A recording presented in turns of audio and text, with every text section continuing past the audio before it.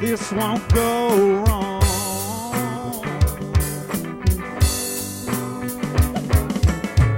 But we've got to be strong. We can't do it alone. We've got to let love rule.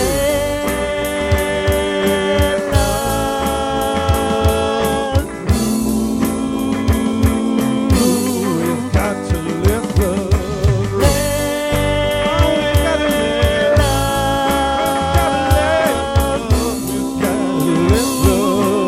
We've got to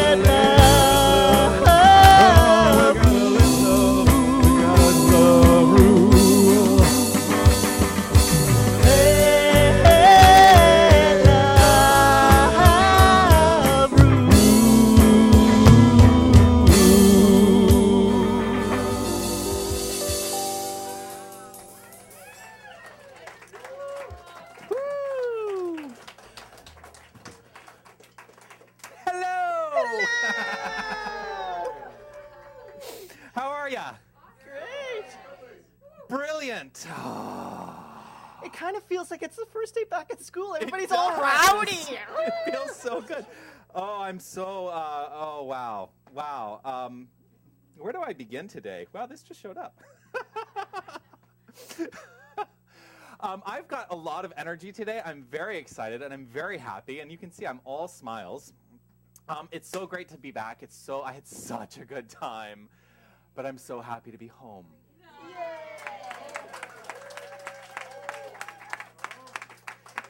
I will tell you, it was a bit of a challenge getting home. So I will tell everybody this. So I'm on my way to the airport for a 2:35 flight out of LAX. Great, it's 2:35. Oh, I've got a nice, relaxed morning. I can go get breakfast, blah, blah, blah. And I'm on the shuttle bus on the way to the airport. It's about 11:25, and my phone buzzes. I pull out my phone. Your flight's leaving in 10 minutes. Yes, it was a 2:35 flight Eastern time, 11:35 Pacific. Now, you think that I would have had better sense to actually look at the itinerary, but I had put it in my calendar like 3 months ago when I booked the flight. And when I went to that coast, it never updated in my phone. Anyway, I did make it back, and because I'm here. They were very accommodating at Air Canada. I was very, very happy. So, yes. I want to thank everybody who helped make the last 2 weeks happen while I was absent. I want to thank Tanis and Helen for presiding over the services.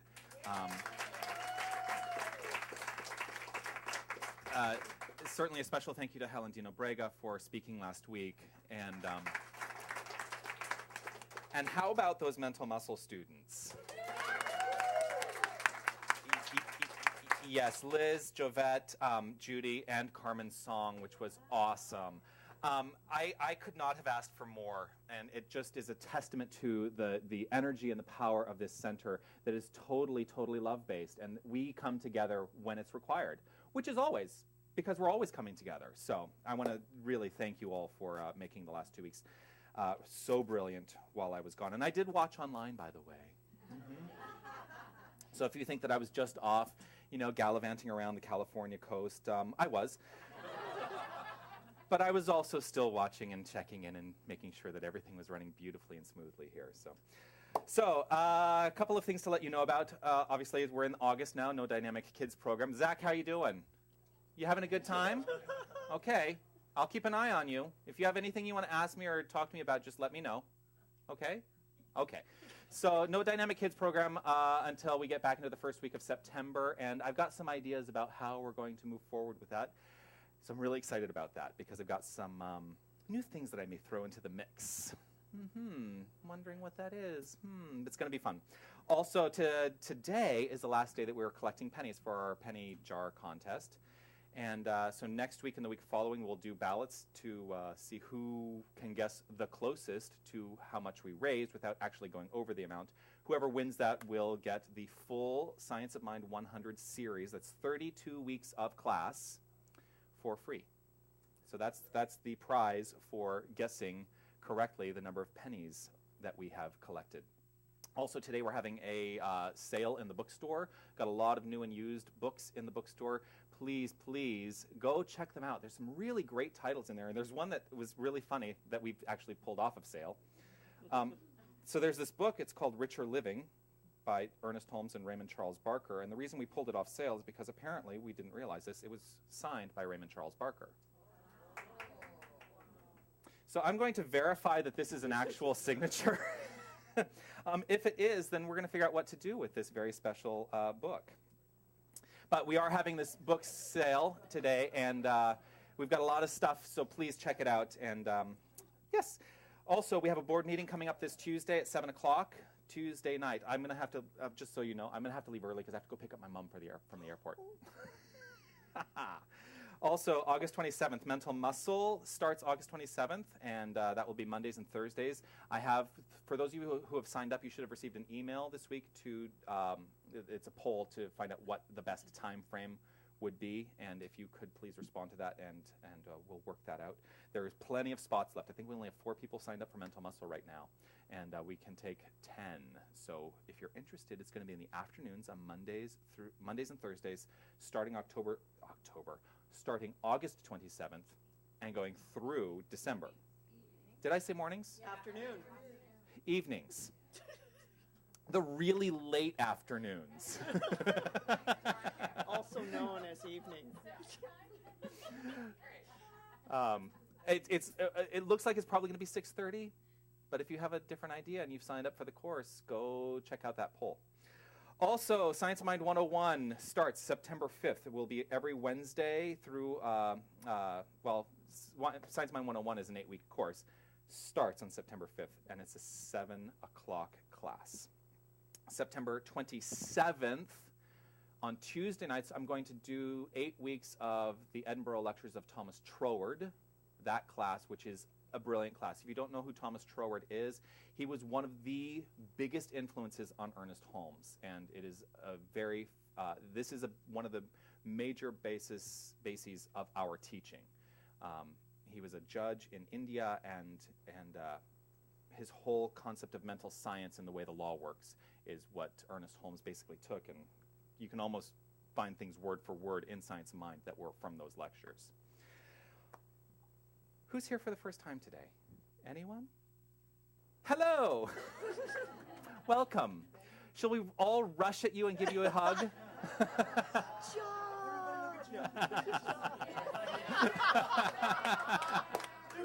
person. I know John. We know him, yeah. The only reason that I ask is just because I want to say hello and say thank you for bringing your consciousness and joining with us today in our celebration. That's it. We do still have more volunteer opportunities if you'd like to sign up for a tech position to volunteer in our technical department to help out with sound or with the webcast. We will teach you everything you need to know. So if there's fear around, oh, I don't know how to do that, we'll teach you, right? Right, Carrie? Yes. And we are also looking for more youth mentors. So if you're interested in working with the youth program, please talk to me about that. Facebook, YouTube, Twitter. I'm heavily involved in taking this information online and into the social networking world. So please check out those sites. You can find us on pretty much all of those by typing in CSL Toronto. That was a lot of announcements, wasn't it? Yeah. Well, it's because we're ramping up into the fall and we've got classes going and things are really starting to churn and move forward, as it always does. So here we are on a Sunday. A wonderful, wonderful, brilliant, beautiful Sunday. Isn't it a beautiful day? Oh, so gorgeous. I walked here today, and it's very nice. I know it's been hot while I've been gone, but it's been hot in California too. So it was actually kind of nice to get back to something a little less. We come here every Sunday to celebrate one thing, and that is that there is one divine power, one presence, one spirit, one energy. It is the energy of love, and it is who and what we are. We are all that energy embodied and expressing at all times. So that's what I choose to celebrate here on a Sunday, and I trust that's why you're here. Anybody have any other ideas about why you're here? No? The band?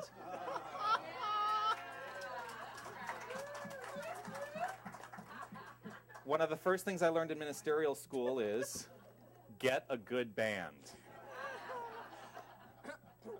And the great thing is, I got to walk into a great band. So, yes.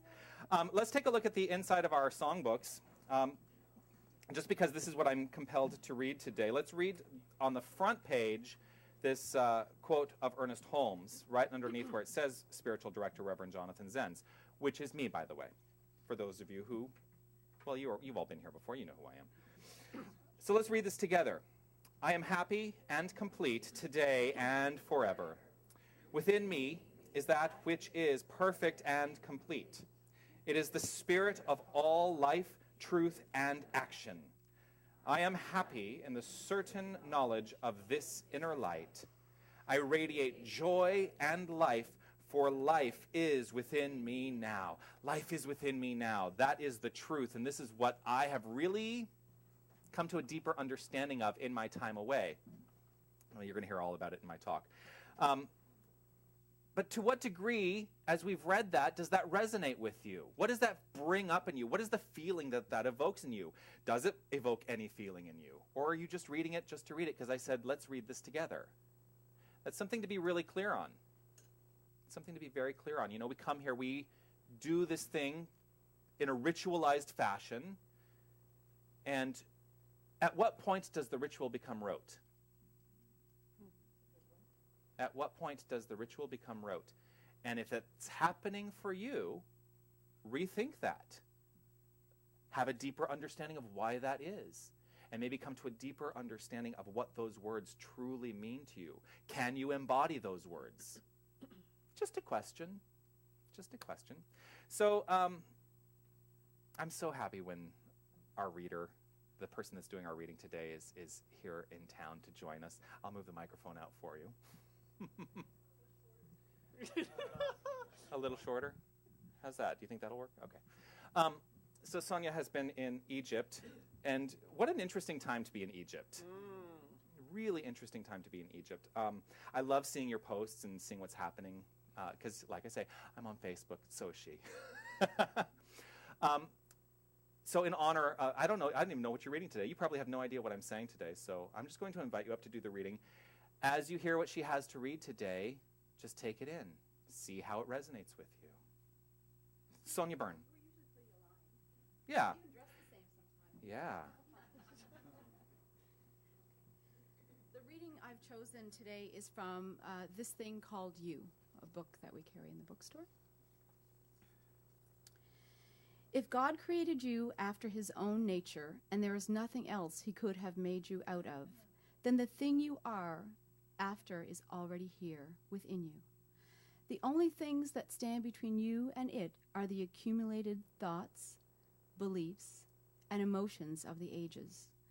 But there is nothing there that has not been put there either by yourself or the race. What has been put there can be removed. These unbeliefs are thought patterns laid down throughout the ages and accentuated by your own experience, by your inherited tendencies and environment. There is no use whatsoever.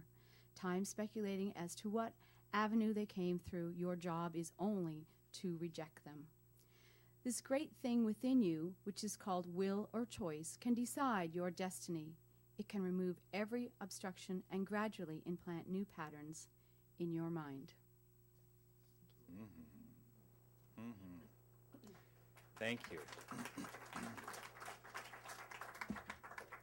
One of the greatest gifts of this teaching is the deep understanding that we are at choice, that we have volition, that we have free will, and that we can move forward in infinite number of ways, in an infinite number of ways.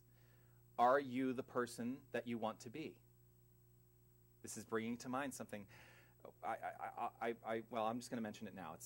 I put it in as part of my talk, but I'm just going to say it now. So I came to a realization this week while I was away that I've been holding on to something for 20 years that has been defining who I am and how I perceive and operate in the world. And it's really interesting to come to an understanding that there is this one thing that has been affecting me in the subconscious realm. And I've been allowing it to. But now that I recognize it, I realize I am at choice as to whether I want to hold on to it or reject it, let it go, and move forward with a new paradigm. And that's what this teaching is all about. How do you operate in this world? And what is operating that you're not even aware is operating? And how do you find those things? And when you find those things, what do you do about them? So, you're probably not expecting this introduction for our chant today. So, I love the Olympics. I love the Olympics. And I'm sorry that I missed the first week because I was at a Silomar. I'm really not sorry that I missed the first week. But it would have been nice if they could have scheduled the Olympics around a Silomar. Yeah, I mean, come on. Yeah. So they've readjusted the campus. There's a cafe at Asilomar now, and they had TVs in the cafe. Oh. And every time I walked in there, I would go, and they were always playing the Olympics. I would just be like this. Okay. No, but I love the Olympics. One of the things that I really love is the Olympic spirit, the understanding that we are all one, that there is a community that is global, a global community, and we come together in celebration of this idea. And that's why we had a couple options today for our chant, and this is why I wanted to do one people, because I think it really speaks to this idea that we are all one. You know, me being a citizen of the United States, I will admit I was rooting for mostly athletes from the States, but I was very, very conscious and aware of all the Canadian athletes this time, which I've never been before. But it was awesome. So we're going to do one people, which is this in the book? No. Oh, it's not in the book. It's easy. You'll catch on. Mm-hmm.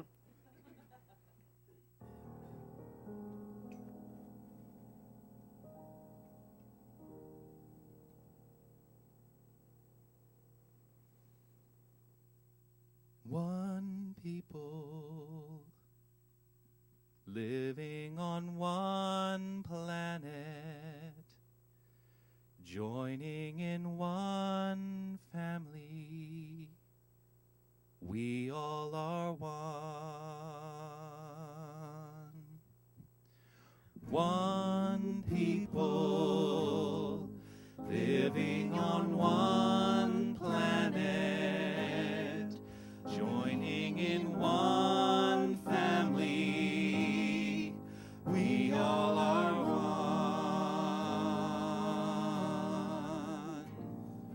one people living on one planet, joining in one family, we all are one. And so in this moment, with this deep understanding that there is only one people, there is only one power, one presence, and we are each individually expressing in unique, brilliant, wonderful ways as this power, as this energy of love. This is the core of who and what we are, and we are swimming in a sea of love, for that is all there is. And in this, I trust and I know that this one family, this one people, at the core, understand and exhibit peace and love. There is no discord in the mind of God, and so there is no discord at the core of who we are. And so I celebrate this, and I allow this to be the truth of my experience, and I trust that it is the truth of the experiences of every single person here. And I know that as we allow this to be our experience and we move beyond these walls, that everyone we touch, everyone we encounter, embraces this energy and understands this energy and takes it on as their own energy. For we are the point at which peace is happening. This radiates throughout the universe. This radiates into infinity. And we create a better world, a world that works for everyone. And so with this understanding, I simply let go of any attachment to outcome and know that the outcome is assured. I know that this is a done deal. And I know this with deep gratitude. And I simply allow this to be the truth, as together we say, and so it is.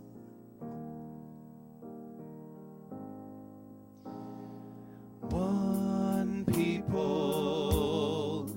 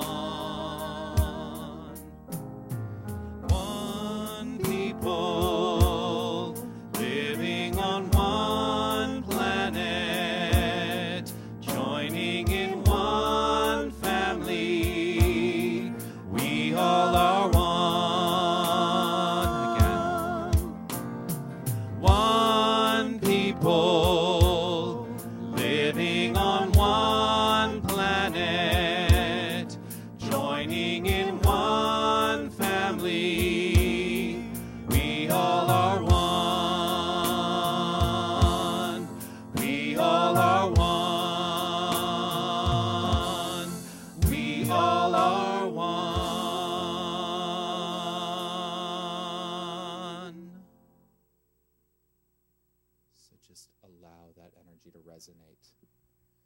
Feel the energy of the unity that we share.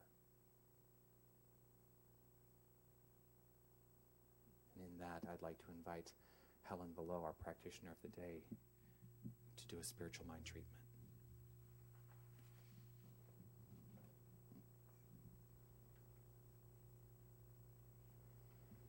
Good morning, everyone. Good morning. Well, there is only one mind. I pulled this quote from Troward this morning. We can gradually grow into any condition we desire, provided we first make ourselves, that's where choice comes in habitual mental attitude, the person who corresponds with those conditions.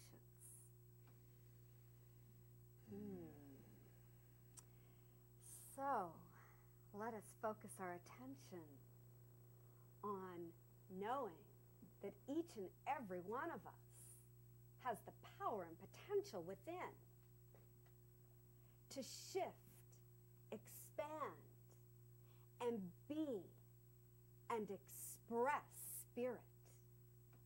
This one spirit that is everywhere present, this one mind that is first cause.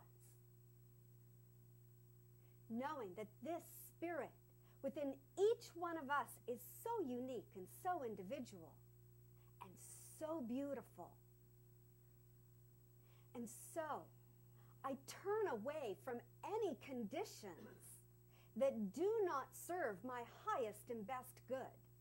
For those conditions have no power over me. They are not the truth. The truth is that the power and presence of love, light, spirit, God is everywhere present. It is within me. And I am a beautiful divine being. I am peace, love, joy, abundance. And I have the power to create my life any way I choose. By focusing my attention, focusing my thoughts and training my thoughts to know the truth of God, the presence of God in each and every moment. And therefore, I then create those conditions that I desire. And so knowing that I have this power within me, that I am God expressing in each and every moment, I say thank you to this one power, this one presence. I say thank you to all the conditions that show up, knowing that I can bless them and turn my attention and focus my mind on what it is I desire in my life. And for that, I am eternally grateful. And so now I impress these words into the law of mind, knowing it is already done. It is done in this one mind. It is so. And from this place, I affirm, and together we say, and so it is. Thank you, Helen. That was wonderful. That was wonderful.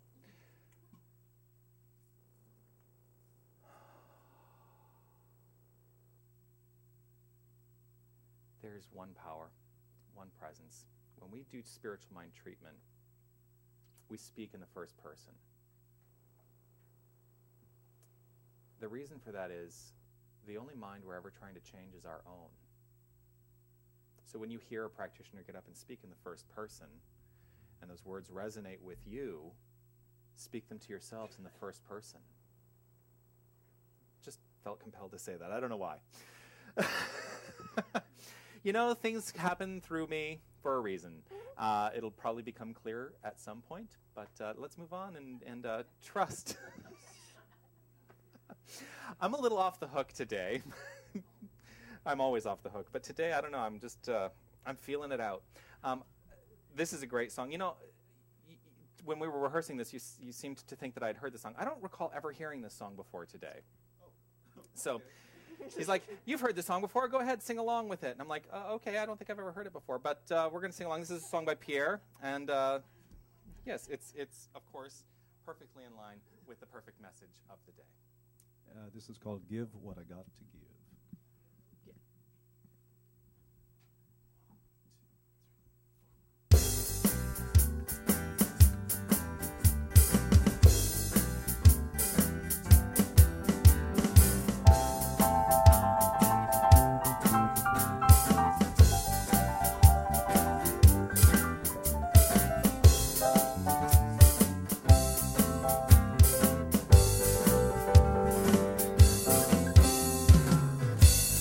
Walking around town, have you heard the news?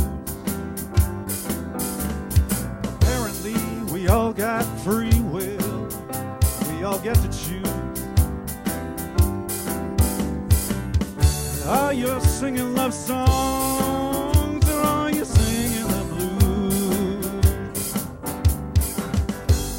Now you've got your way and I've got mine. We're all connected by the universal central line, attracting to us what we believe all of the time.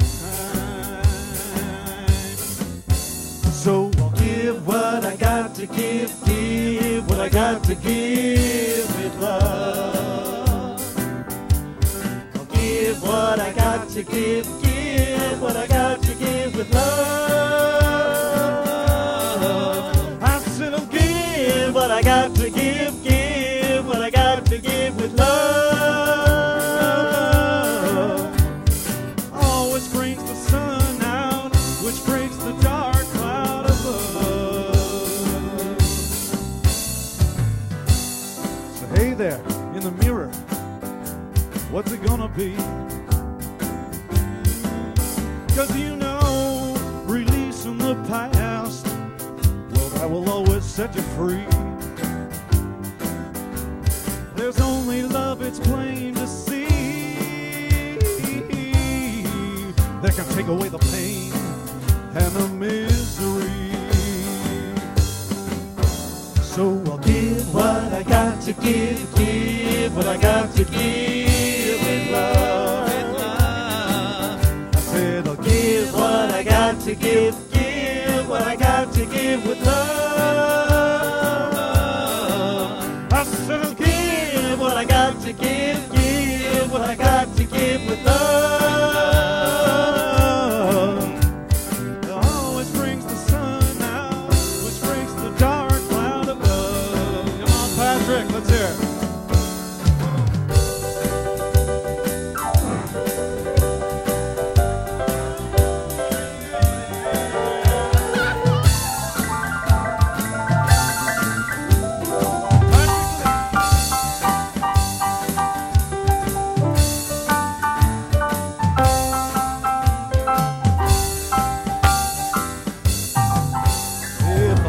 How I'm feeling, and it isn't quite appealing. There are two things that I can do.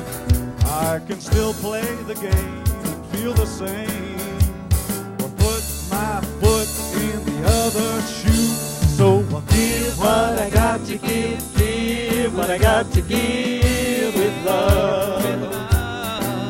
I said I'll give what I got to give what I got to give with love.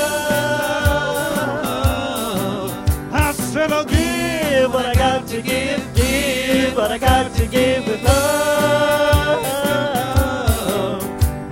Oh, which brings the sun out, which breaks the dark cloud above. Oh, which brings the sun out, which breaks the dark cloud, which breaks the dark cloud, which breaks the dark cloud above. Oh, yeah. I'm gonna give what I gotta give.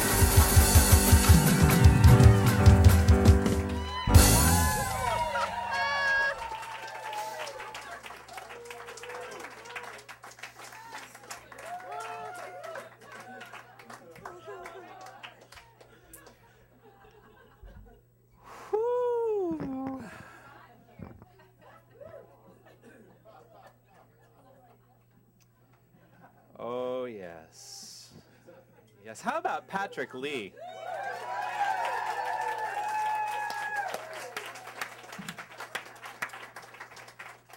I am so grateful. I am so grateful that I have such a great band.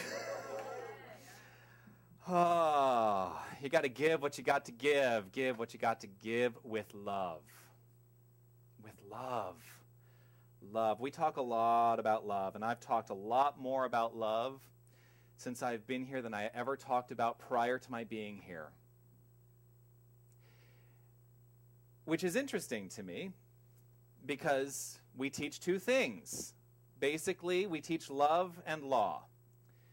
But I was so heavily focused on the law side of things to create the perfect life, and there was a scientific method for doing it, that's what we teach, that there is an understanding that there is a way to change your experience, and it is a law, that it is done unto you as you believe. And I put so much focus into the law, and I was changing things, and my life was expanding, and yeah, it was really great, because without love, it doesn't mean anything. Without love, it doesn't mean anything. That's what I've really come to. And so,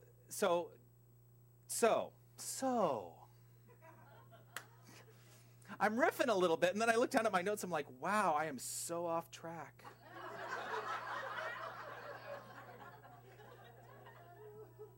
But I'm not off track, because I trust that Spirit is saying exactly what needs to be said through me and by means of me. And so I'm just going to keep talking.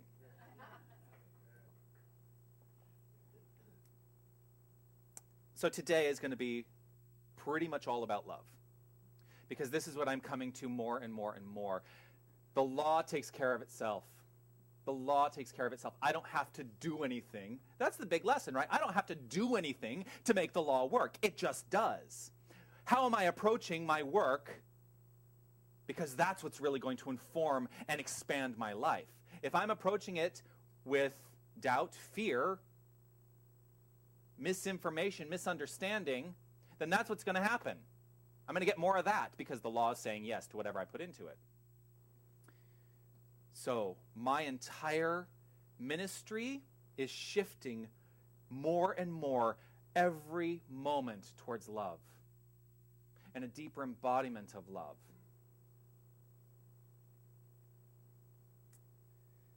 So give what you got to give with love. You know how much you have to give?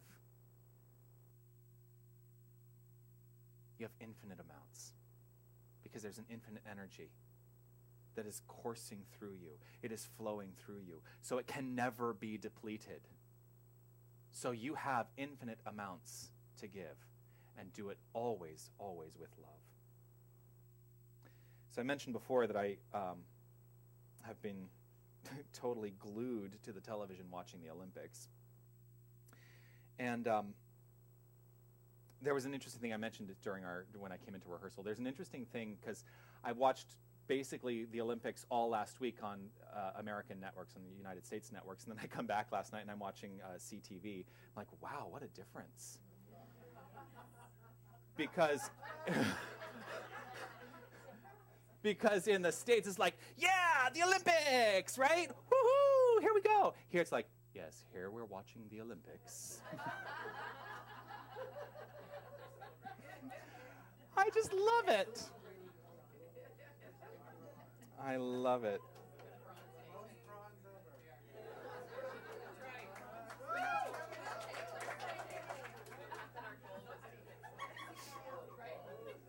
So, I've lost all control. No, I am so happy. Well, okay, so a couple of things that go in line with my experience being in the States during the Olympics, coming back to Canada. So one of the things that has become very, very profound for me, and I started talking to people at the Asilomar conference about this who are, Canadian ministers, and not all Canadian ministers. I talked to some American ministers too, and one from Jamaica. So I had a real profound, deep understanding of who I am by experiencing going to the Asilomar conference. I recognized, and this is going to, it may sound like, really, you think that? but I'm just going to say it anyway. I feel like I'm a Canadian who lived in the wrong country for nearly 40 years.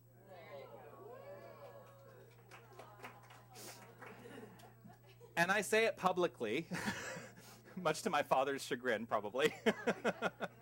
But I feel so connected with where I am now in my life. I feel happier than I've ever been in my life, and I feel like the only way to go is up from here. So as a testament to you, I'm here for the long haul, as long as you'll have me.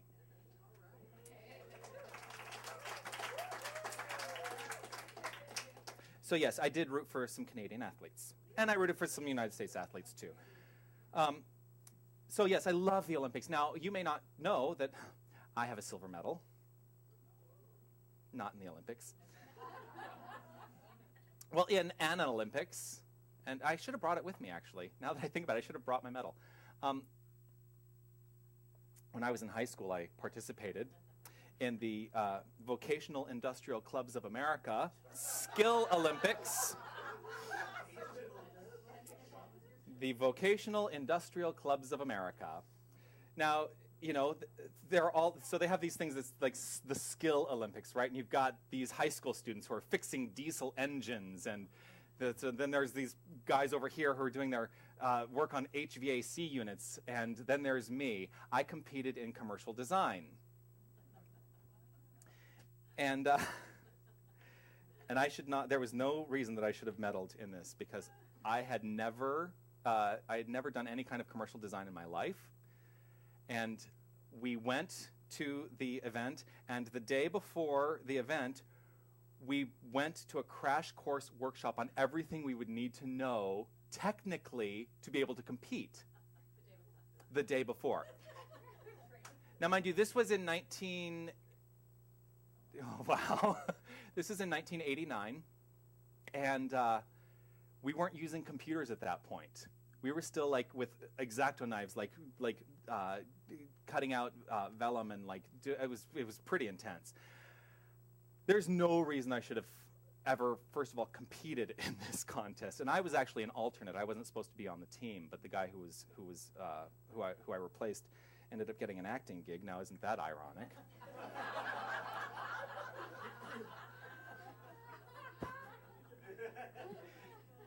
He ends up getting an acting gig on a television show on Nickelodeon. He makes hundreds of $1,000s over the next couple of years, and here I am taking his place on a high school Olympic team. Anyway, there's no reason I should have won, but I took the silver in that. I don't know why I'm telling you this. I know, because, so you've got all of these programs, right, in the Olympics, and everybody is there, and they've got their regimented training program, and they know how to get, they know how to achieve, they know how to go. This is all the law at work. That was my experience. I had to go, I had to reset my program, my programming, within 24 hours to learn the skills that I needed to be able to compete in this arena. And this is what athletes are doing at the Olympics. They're ingraining the programming. And ingraining the programming. Now, how many of you, just imagine your favorite sport that you enjoy watching. How many of you truly believe that you could compete at an Olympic level in that sport?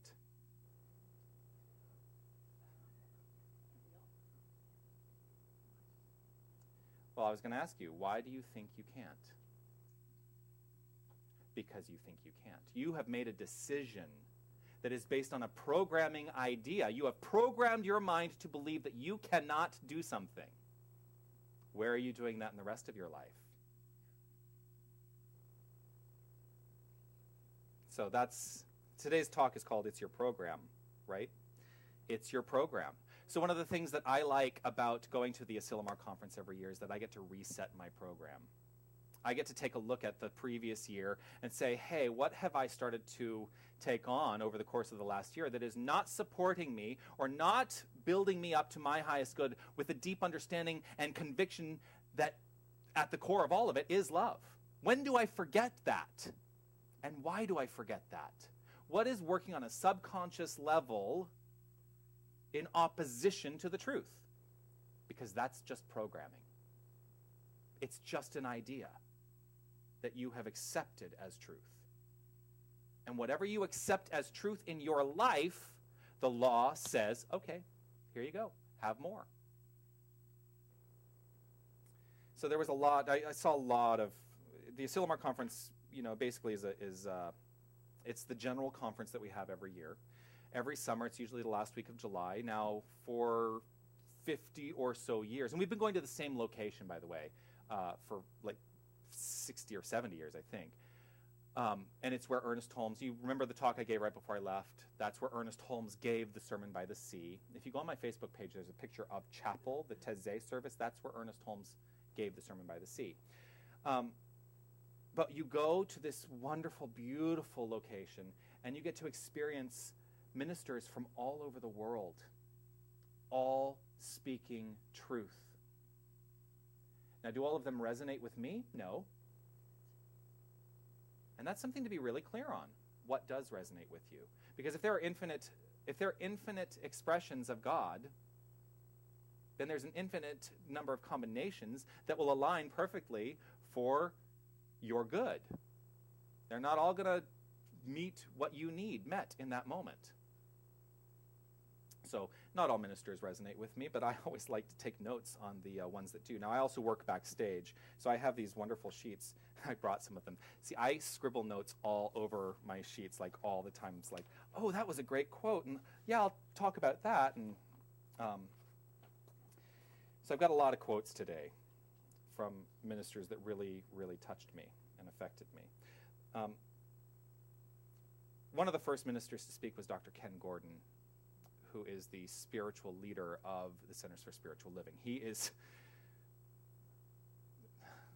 the Pope of religious science, basically. I don't know how else to describe it, but he is the spiritual leader of our organization, of the larger organization of which this center is a part. Now, yeah, and he is brilliant. But he did come to me. He and I have developed quite a nice friendship over the years. And he came to me. He said, "Please, please, please invite me to your center." He's in Kelowna, BC, and he says the next time, just please make the invitation, and the next time I'm taking a swing to the east side, I will make sure to come to your center. And he says, and if you want, I'll just sit and watch you speak. I said, oh no, if you come, it's your show that day. But he talked about this concept that we all come to Asilomar every year, and on some level we get there to escape the real world. Or no, to come to the real world. No. Hold on, this is all going to make sense, because now I've totally messed it up in my mind. That was really great. No, that we come to escape the real world and come into this, this moment of bliss and enlightenment, and here we are exploring our spirituality from a love-based place. And I'll tell you, by the end of the week, you literally fall in love with everyone. You can almost not walk anywhere without hugging about 10,000 people. But it's really a profound experience. But what he wanted to make sure we all understood at the beginning of the week is that at the end of the week, when we say, oh, I have to go back to the real world now, to really understand and recognize that where we have been is the real world. That what we experience outside of there that is of discord is the unreal world. Because at the core, what we experienced at Asilomar is what we bring with us. And so our task that we were given at the beginning of the week is to take that energy and bring it back into this unreal world, so that we can expand beyond Asilomar and make the entire world the real world, a world full of love, full of only joy and happiness and peace. So that was, I just love the way he speaks. It's funny because I didn't actually put down an actual quote of his, but that was kind of the gist. So so what that brought to mind is that when I talk about coming home, home is truly wherever your heart is, but I do feel very much at home here. So Reverend Sonny Cantrell Smith said this, gave a wonderful talk. Change your thinking, change your life. That's what we teach, right? Change your thinking, change your life. Now again, this goes in line with the programming because the rest of that quote is, except that right now it's too inconvenient. How many of you are experiencing that? Oh, it's, I really need to meditate. I know I need to do, but it's really inconvenient right now for me to engage in my spiritual practice. So I'm going to go over here and bang my head against the wall to try and complete the things that I need to get done. Rather than understanding that your spiritual practice, whatever it is, it could be meditation, spiritual mind treatment, whatever it is, needs to be in support. And when you engage in it, you don't need to bang your head. Because what needs to happen happens easily and effortlessly and effectively.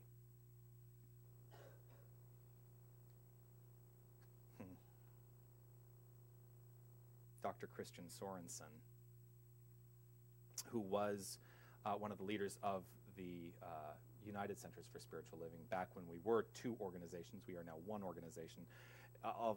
If you're interested in hearing about the politics of Centers for Spiritual Living, I can explain them to you some other time. I'm not going to get into that now. He had some very interesting things to say. He says indigenous people didn't have the Weather Channel. They looked at the sky. They didn't have GPS. They said, here I am.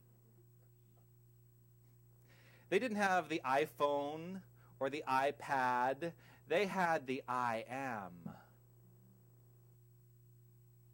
How much? Now, I'm a big technology guy, right? I love technology. I love engaging in that. And one of the things I said when I spoke at NoHo last week is I love the openness. Now, it can be dangerous, but I love the openness that people approach their lives with online.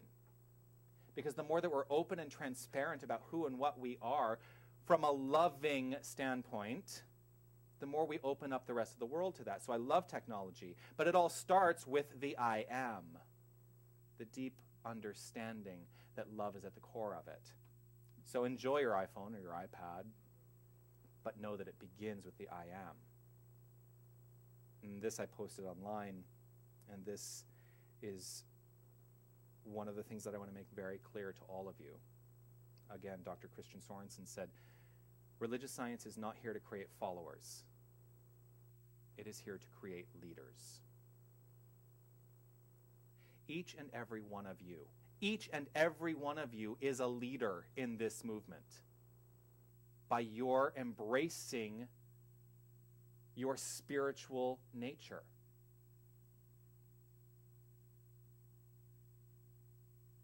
Got very quiet in here. Because now I've tasked you with something. I've given you a task to make sure that when you leave here feeling inspired, and I trust you feel inspired, when you leave here, it cannot stop at the door. You now are tasked with being a leader in the community to take love with you wherever you go and only allow your dealings in the world to be based in love.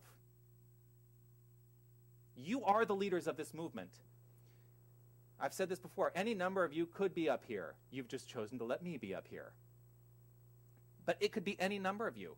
Why? Because we all have equal access to the divine working through us. So you are the leaders of this movement. When are you going to accept it?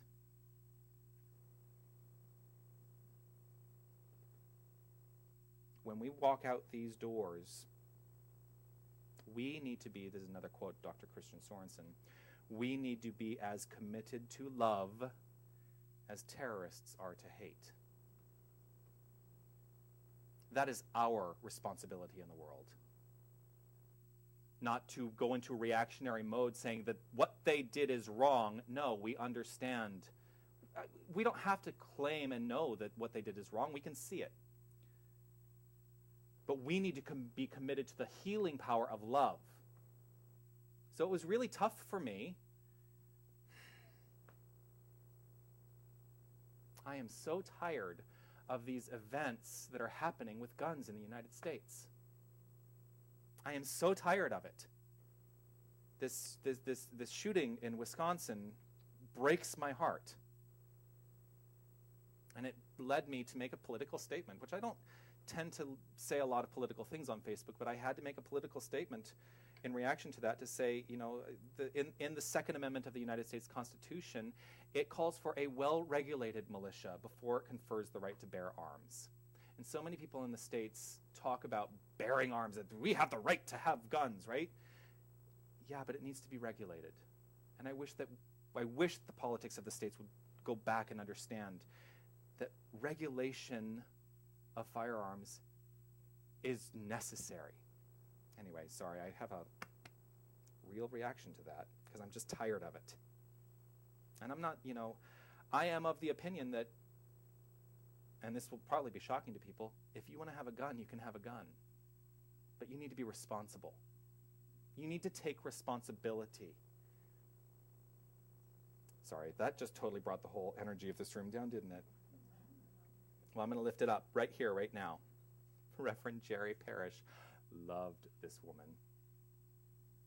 They taught their whole talk. She and her husband, Bill, are co-pastors, and they did their presentation at Asilomar together. One of the things she said that I thought was awesome is, because she's advanced in years, she said, "A facelift is good, but a love lift is even better."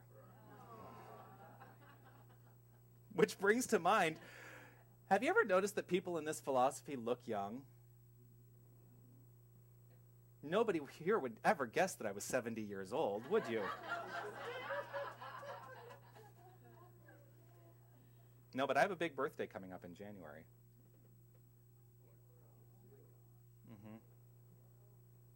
Yeah, I'm going to be 40 in January. But people tend to look young in this philosophy, and I think it's because we approach life with love. We approach life with a lightness without allowing the weight of the world to bury us. One of the people that I so love. Now, if you ever speak to this particular minister, basically, she does not say anything that is not spiritual mind treatment coming out of her mouth. In conversation, you'll be having a conversation with her, and all of a sudden you'll be sitting there thinking, oh, she's treating right now.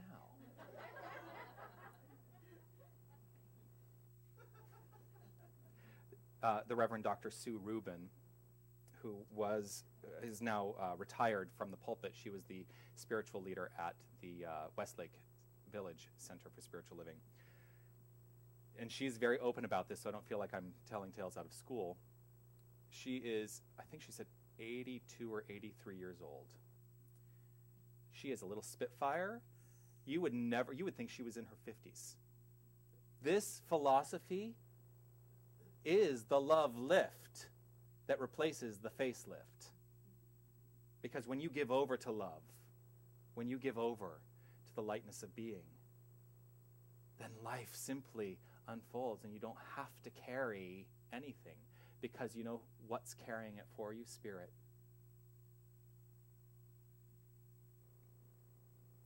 So the keynote speaker of the entire conference was Dr. Greg Baer.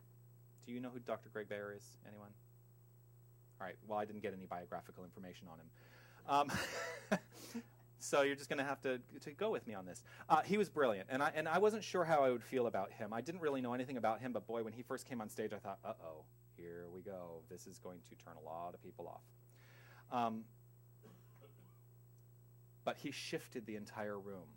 He shifted the entire hall. Now, mind you, when you speak at Merrill Hall, which I did, by the way, I forgot to tell you, I did speak at Merrill Hall. It's pretty intense because you're speaking to about 700 people in this historical property. And boy, when I stood out on stage and I looked out, it takes your breath away. So these 700 people go back to their centers and they take what they've learned and they expand upon it and it grows in the world. So by his shifting and changing the entire room, he is shifting and changing the entire movement. And this is why I'm so committed, so much more committed to love. Some of the things he said, 99% of us have been in prison for our entire life. We are imprisoned by our thoughts. We are imprisoned by the things we perceive to be true, which are not. He said, everything other than love is BS. And he was not so polite about it. Now imagine this. He makes this statement. Might want to cover his ears. Yeah. So he basically gets up there and says, anything other than love is bullshit.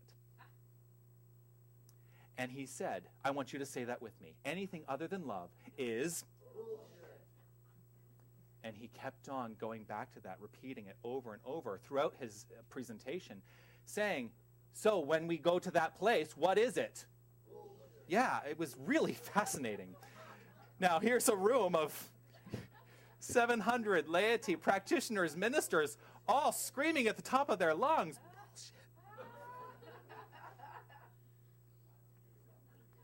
And then he had some wonderful definitions for what love is.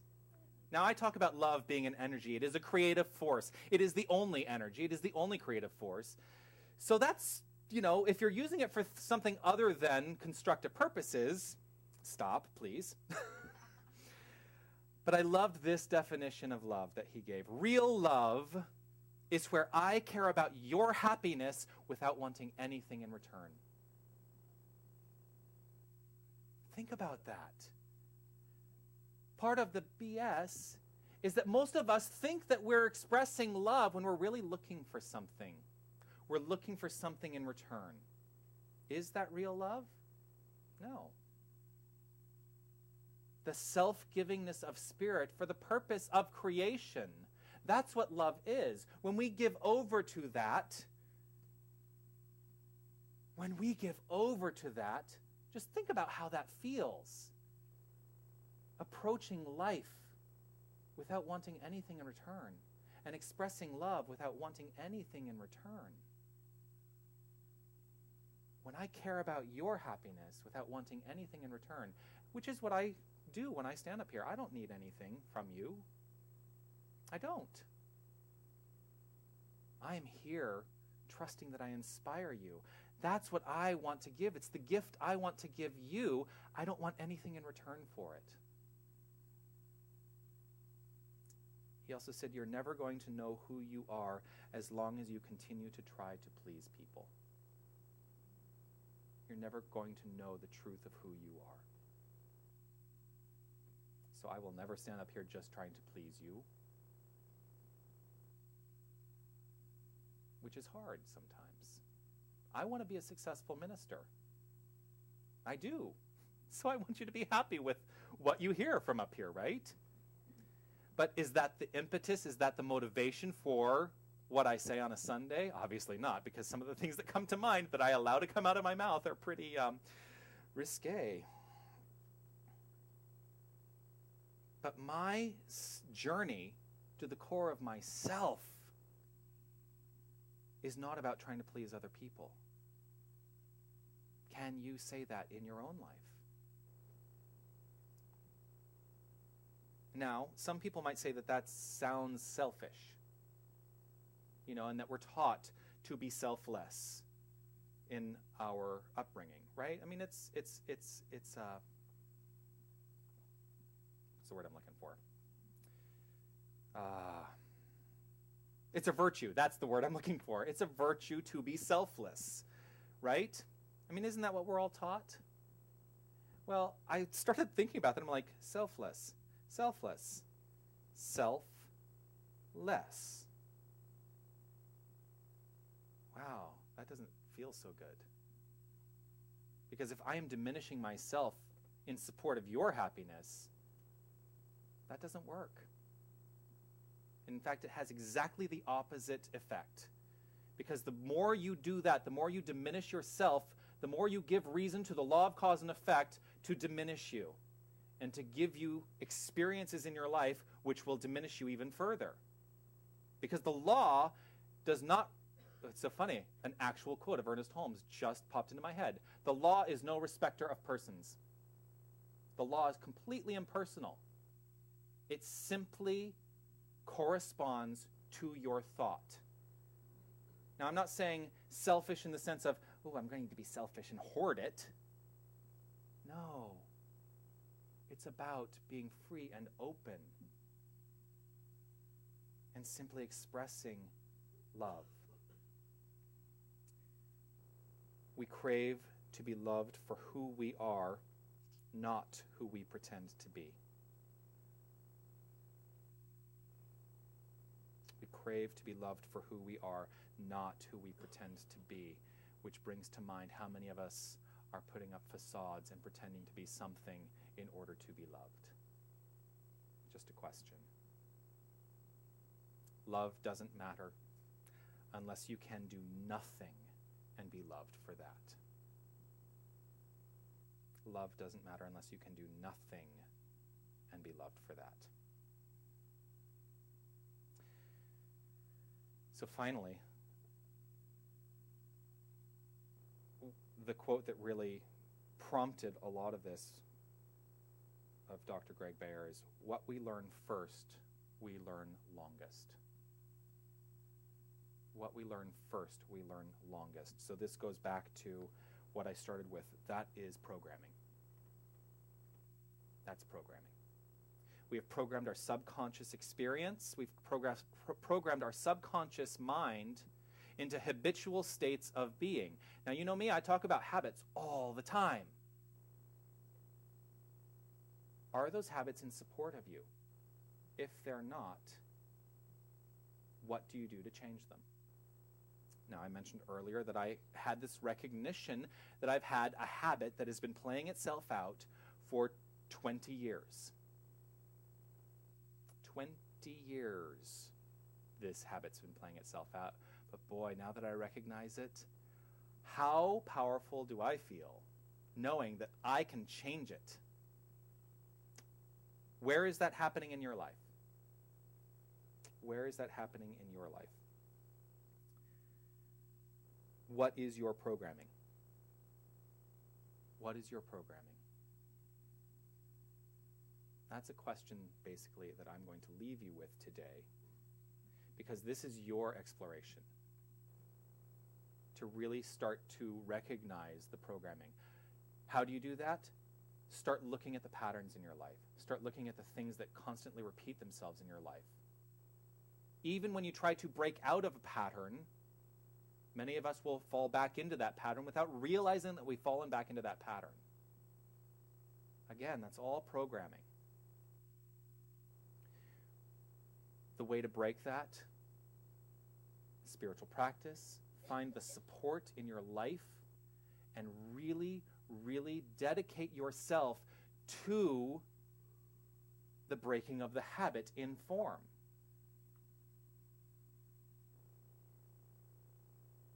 If you need help with that, get thee to a practitioner, get thee to the minister. Find whatever works. It doesn't have to be within this philosophy. Find what works, because you are worth it. You are worth it. Each and every one of you is worth the most expressive, expansive life that you can imagine. Each and every one of you deserves love. Each and every one of you deserves to be happy. The universe owes you a living. The universe owes you love. And you don't have to do anything for it, except simply be open to receive it. That's what I learned this week. One of the many things I learned this week. I'm sure much more will come to mind over the next several weeks. But today, recognize and know that you are the place at which love is fully expressing by means of you. And with that, I say, I love you. And I do. Thank you. Namaste.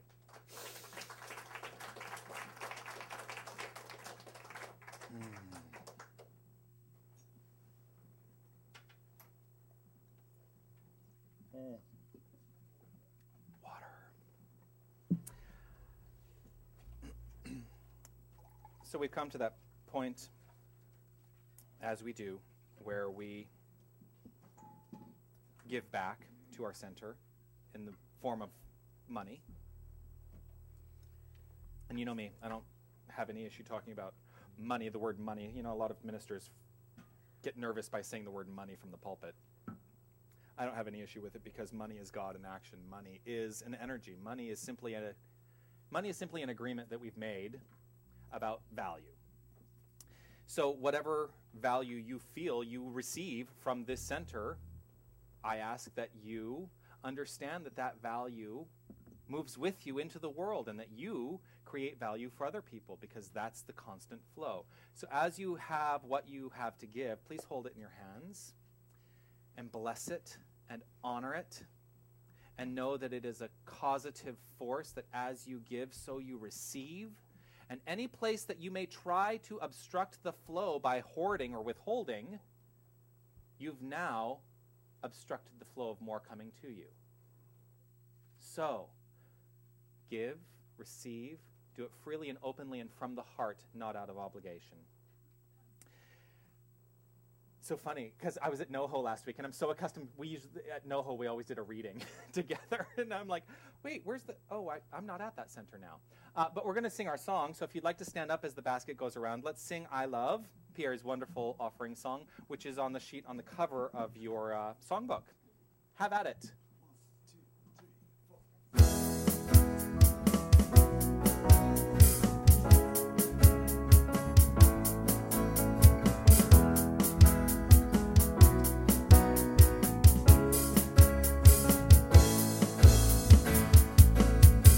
I live, I breathe, I give, I receive, I laugh, I love, I'm a part of what's here, what has been, what's still to be seen.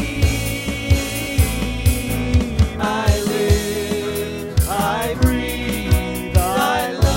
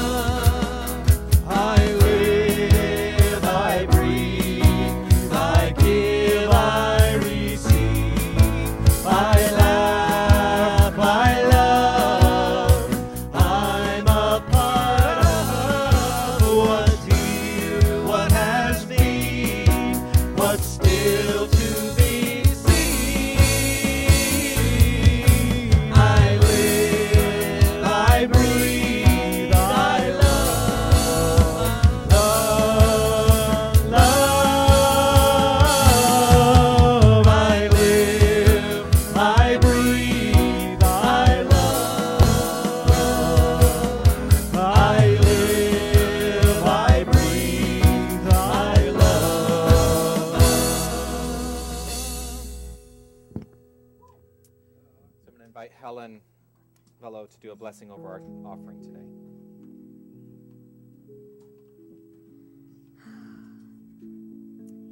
Knowing that the energy of God that is always present, the energy of God is money, is prosperity, is currency, is this divine offering here in the baskets today that I know is used respectfully and intelligently by the Board of Trustees for the highest and best good of the center, of the congregants, and of the community.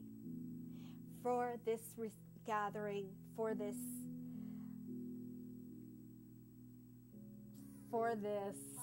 offering, thank you, for this divine offering, I do say thank you.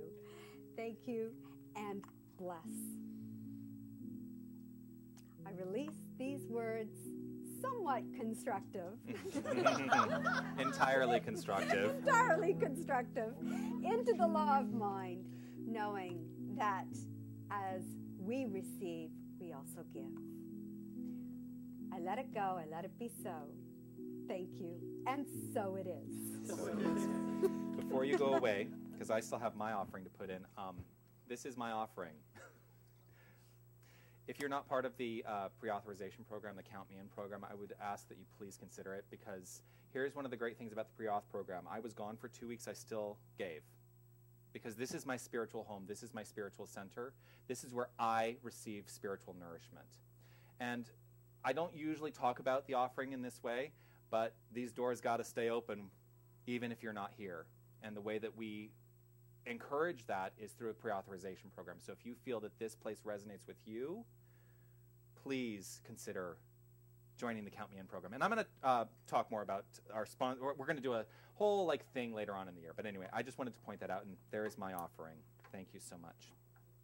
I do say thank you to everyone for what you do give, not just financially, but also in consciousness to this center, because your consciousness here is what makes this center grow and is what is going to take this philosophy into this community and change the world. So again, I will task you with remembering that when you walk out these doors, approach life with love. The great news about that is when you approach life with love, life approaches you with love, because that's the reciprocal nature of life. So in love, I want to offer great thanks to Gail, who set up for us today. To Gail, who set up for us today. Also to our greeters today, Scott and Tony. Yes, I was going to point her out, Sonia, who was reading for us today, but she's stepped away from her seat for the moment. But There she is. Yay! Thank you so much for the perfect reading, which is always done in mind, right? Everything always happens. I don't have to plan it anymore, which is great. Margaret Ann, in our bookstore, remember we do have our book sale today, so please check out what we have to offer. Our board members today, Susan and Tony, who are downstairs. In the sound booth, Brian and Carrie. And it was all Carrie today. Are you going to be here next week? No? Okay, because I want Brian to be on stage soon. I'm saying this publicly. The time is a-ticking. You got to get on stage soon. Also, Lucy. Oh, Lucy. Lucy. She comes in and cleans this place, and I am so grateful for that. And again, now that I'm back, the next time, just make sure I know, because I will come in and clean with you. Also, Linda, for helping out on camera today and making sure that our webcast gets out and reaches the world beyond Toronto. I would say we have somebody watching in Egypt today, but we don't, that I'm aware of. We might. Yes. I should not limit myself. And of course, Helen Bello, for your wonderful treatments today. Thank you so much.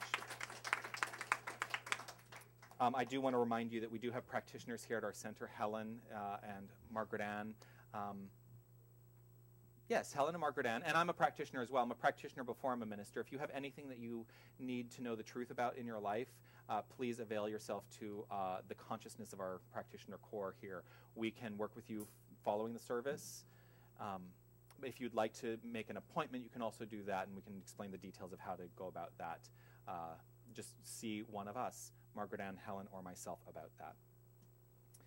So, I'm going to take one more bit of water, and then I'm going to invite you, well, actually, while I'm drinking this water, I'm going to invite you to simply relax into a receptive place. Focus on your breath.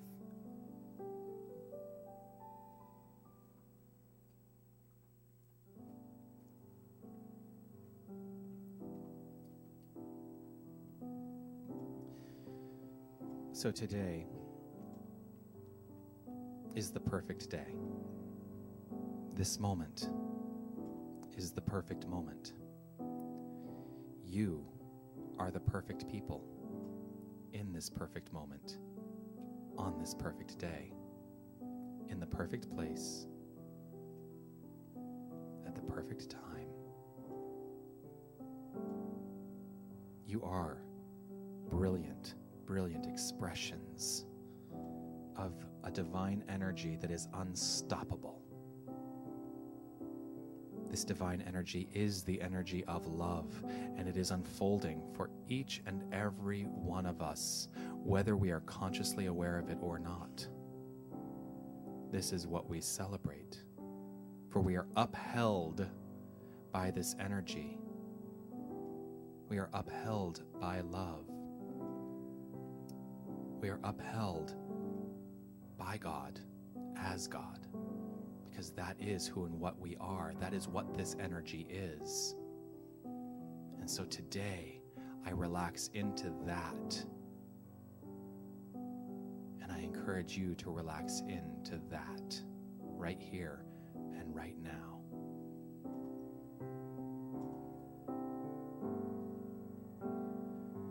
I'm held in love.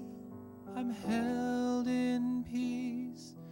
God is holding me. With every breath, with every step, God is holding me. I'm held in love. I'm held in peace. God is holding me. With every breath, with every step, God is holding me. God is holding me. God is holding me. God is holding me. God is holding me. Right here in this moment, I revel in and understand deeply that God is holding me. God is holding each and every one of us, for God is the only power.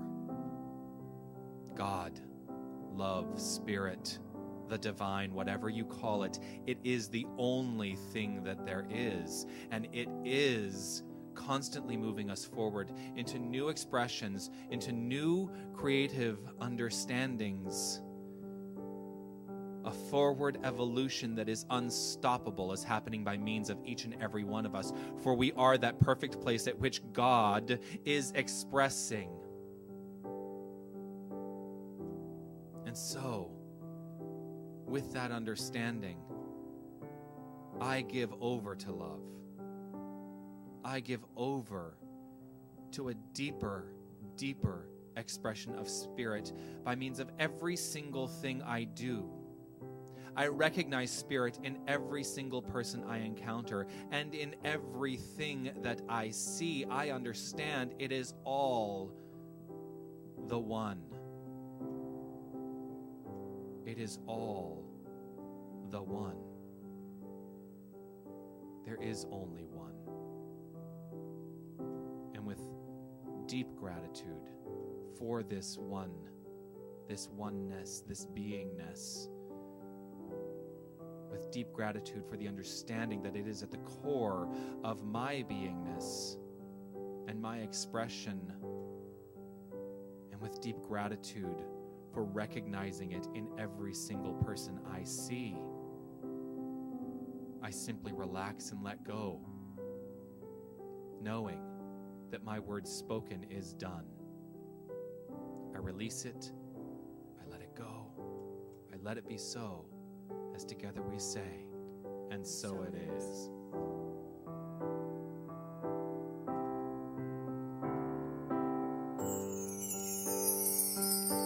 God is holding me.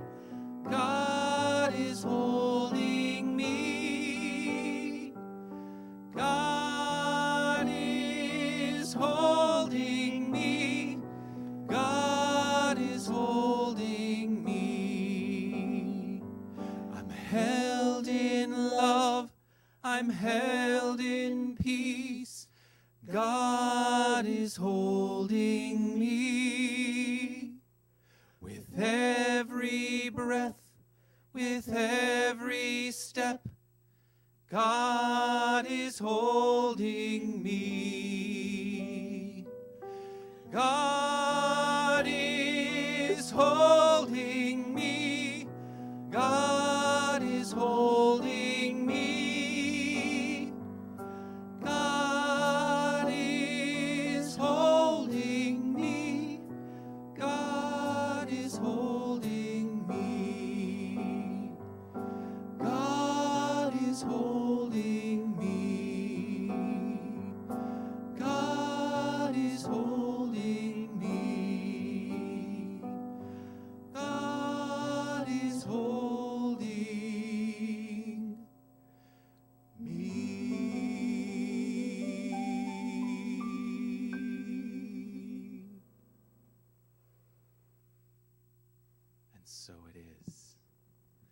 Thank you all so much. We're going to close out the day with number 21, I think. Yes, number 21. Let your love flow. Ooh. Let it flow.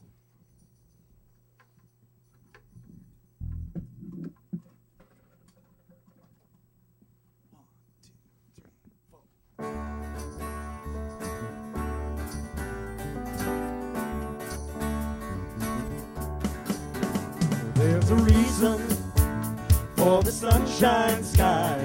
There's a reason why I'm feeling so high. Must be the season when that love light shines all around us. So let that feeling grab you deep inside and send you reeling where your love can't hide, and then go stealing through the moonlit nights with your lover. Let your love flow like a mountain stream, and let your love grow with the smallest of dreams, and let your love show, and you'll know what I mean. It's the season. Let your love fly like a bird on the wing, and let your love bind you to all living things, and let your love shine, and you'll know what I mean. That's the reason. Yeah, there's a reason for the warm, sweet nights, and there's a reason for the candlelight. Must be the season when those love lights shine all around us. So let that wonder take you into space and lay you under its loving embrace. Just feel the thunder as it warms your face. You can't hold back. We're playing the right chord. Just let your love flow like a mountain stream, and let your love grow with the smallest of dreams, and let your love show, and you'll know what I mean. That's the reason.